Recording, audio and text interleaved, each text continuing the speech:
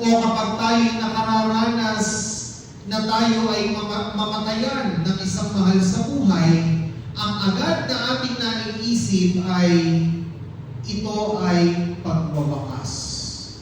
Iniisip natin na wakas ang kamatayan sapagkat yun naman po talaga yung nangyayari. Sa kamatayan, natatapos ang buhay ng isang tao. Sa kamatayan, natatapos ang misyon ng isang tao. Sa kamatayan, nagwawakas ang pag-iral ng isang tao sa mundo.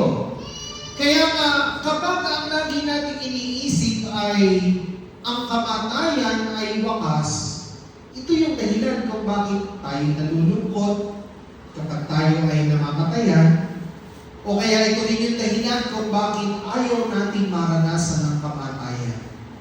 Kasi ayaw nating maranasan ang pagwawakas. Pero mga minamahal mga kapatid, kung ang pagpapatayan po natin ay ang pananampalatayang Kristiyano, makikita po ninyo na ang kamatayan po hindi lang naman basta pagwawakas. Tama po, natatapos ang buhay ng isang tao, sa sandaling siya ay namamatay, pero hindi naman doon matatapos ang lahat. Hindi naman hangganan ang kamatayan. Sa katunayan po, pagkaraan ng kamatayan, mayroon pang maaaring mangyari. Mayroon pang maaaring maganap. At ano po yun? Yun yung tinatawag natin sa ating pananampalataya na muling pagkabuhay ng mga namatay.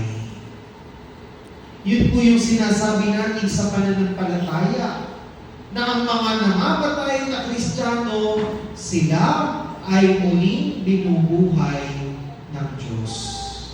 Kaya may pag-asa po na sa atin ay naghihintay. May pag-asang ibinibigay ang Diyos sa atin. Kapag tayo ay pumanaw, kapag tayo ay namatay, ang pag-asang ibinibigay sa atin ng Diyos ay ano? Muli na tayong bubuhayin para tayo ay makaisa niya sa kanyang kaharian sa langit.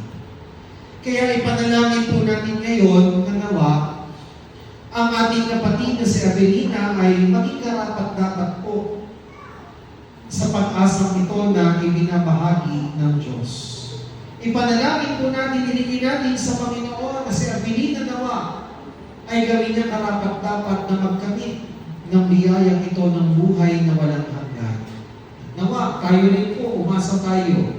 Kapag tayo rin ay sumapit sa ating kamatayan, doon din po tayo ay hahantong. Yan din po yung destinasyon ng ating patutunguhan. Lahat tayo ay umasa na tayo makikita-kita sa buhay na walang